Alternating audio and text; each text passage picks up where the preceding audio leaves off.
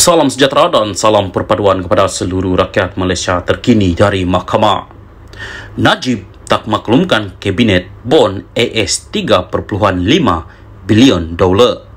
Bertepenu, seorang pegawai penyiasat SPRM memberi keterangan bahawa bekas Perdana Menteri Najib Razak tidak memaklumkan kabinet mengenai terbitan bon 1MDB bernilai AS 3.5 bilion dolar.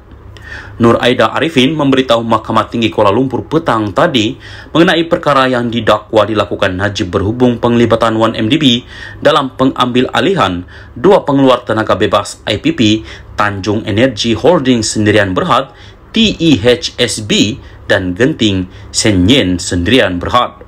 Saksi pendakwaan ke-49 itu memberi keterangan semasa perbicaraan hari ini terhadap 4 pertuduhan salah guna kuasa dan 21 pertuduhan pengubahan wang haram terhadap Najib yang dikatakan dengan dana RM2.27 bilion daripada 1MDB.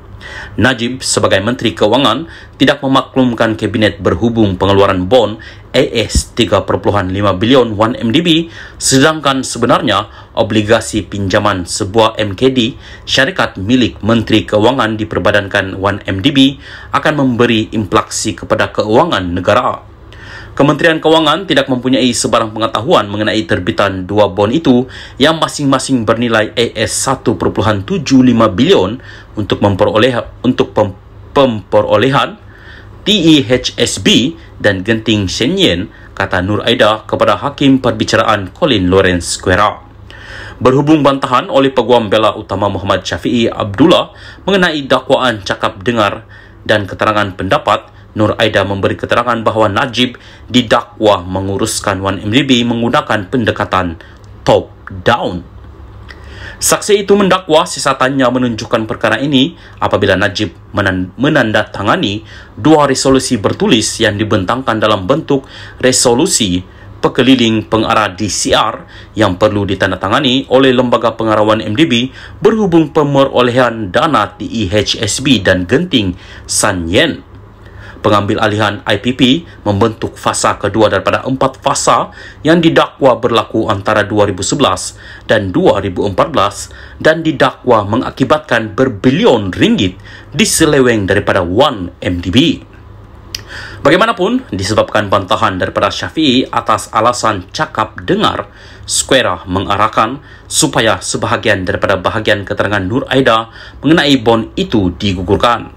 Square juga mengarahkan pihak-pihak terlibat membuat hujahan lisan kemudian berhubung bantahan Syafiee mengenai keterangan pegawai penyiasat SPRM berhubung dakwaan pendekatan top-down.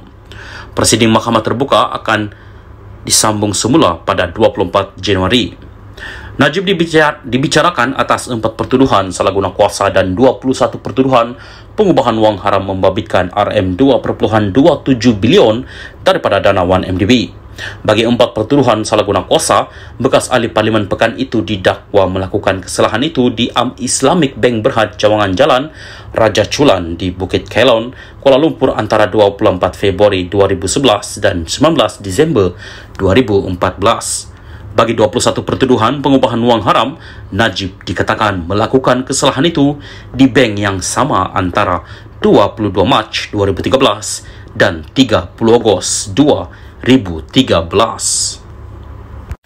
Salam sejahtera dan salam perpaduan kepada seluruh rakyat Malaysia. Berita panas hari ini dipetik daripada Malaysia Kini bertajuk Sebarang langkah jatuhkan kerajaan akan ternokta Februari ini.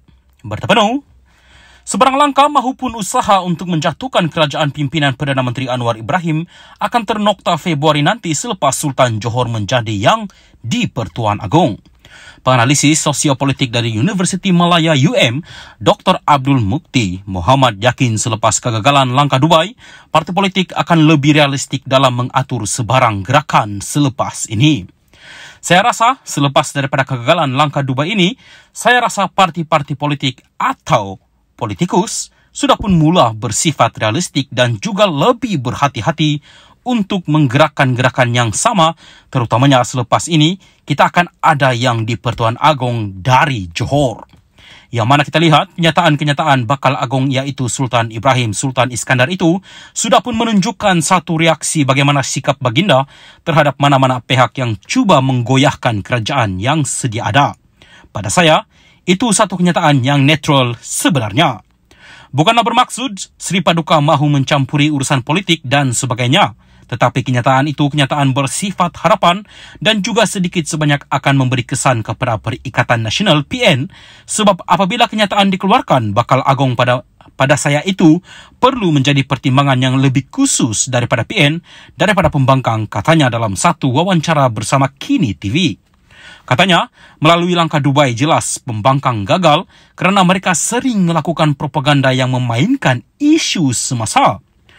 Abdul Mukti berkata, PN seharusnya menunggu sehingga pilihan raya umum akan datang jika berhasrat mahu menjatuhkan kerajaan seandainya kerajaan gabungan ini gagal menjalankan tugas pada rakyat. Seandainya kerajaan PH atau kerajaan perpaduan tak mampu menyelesaikan isu rakyat dengan baik, tunggu pilihan raya umum. Sebab itu proses yang terbaik untuk memilih pemimpin, untuk memilih kerajaan. Kalau tidak, kita akan mengulangi kesilapan yang sama dan kita akan sentiasa ke belakang, katanya lagi. Semalam Ahmad Zahid Hamidi mengesahkan memang wujud gerakan mahu menjatuhkan kerajaan digelar langkah Dubai seperti dilaporkan beberapa hari lalu. Bahkan timbalan Perdana Menteri itu mendakwa gerakan berkenaan bukan saja didalangi pemimpin dari parti pembangkang, bahkan turut disertai individu tertentu dari blok kerajaan. Bagaimanapun, Anwar memilih untuk tidak mengambil pusing mengenai rancangan sulit yang dinamakan Langkah Dubai untuk menggulingkan kerajaannya baru-baru ini. Sambil mengakui, menyadari rancangan seumpama itu, dia sebaliknya berkata, tumpuan kerajaan adalah untuk membangunkan negara. Semalam, Menteri Besar Kedah Muhammad Sanusi MD Nor mengakui wujud gerakan untuk menjatuhkan kerajaan. Namun, bukanlah langkah Dubai, sebaliknya langkah Caukit. Kata Muhammad Sanusi, mereka hanya perlu bermesyuarat di Kuala Lumpur bagi menjatuhkan kerajaan Anwar.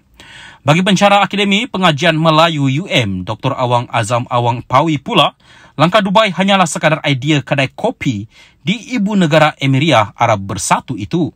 Menurutnya, fokus utama pada bulan Januari ini adalah kepada peralihan yang di Pertuan Agong, bukannya pertukaran kerajaan.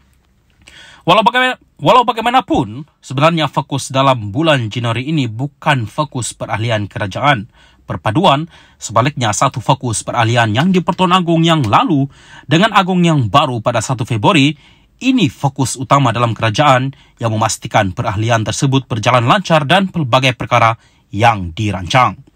Saya kira ia merupakan idea kedai kopi di Dubai. Saya kira begitu sahaja. Idea itu idea besar, perancangan sangat besar, tetapi dari segi pelaksanaan tindakan tersebut tidak dapat dilakukan. Mereka kena sedar apa-apa nak menumbangkan kerajaan, satu, ia perlu melalui parlimen di Dewan Rakyat. Seperti undi tidak percaya seumpamanya, itu yang pertama. Yang kedua, sekarang ada akta anti lompat parti yang menyekat daripada pergerakan yang sangat berleluasa seperti sebelum pembentukan akta lompat parti.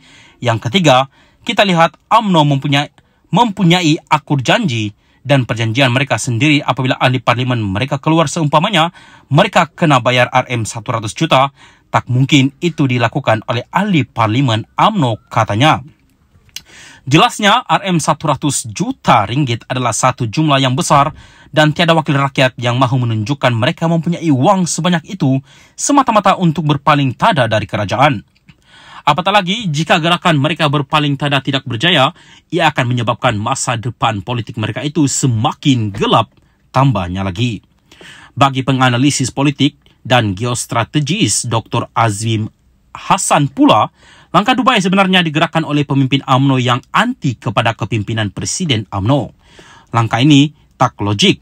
Dalam keadaan sekarang bersatu ahli parlimen sendiri pun tak nak sokong. Kalau kata langkah ini berpunca dari PAS juga tidak. Kerana PAS tidak akan memulakan sesuatu dalam hal pertukaran kerajaan persekutuan.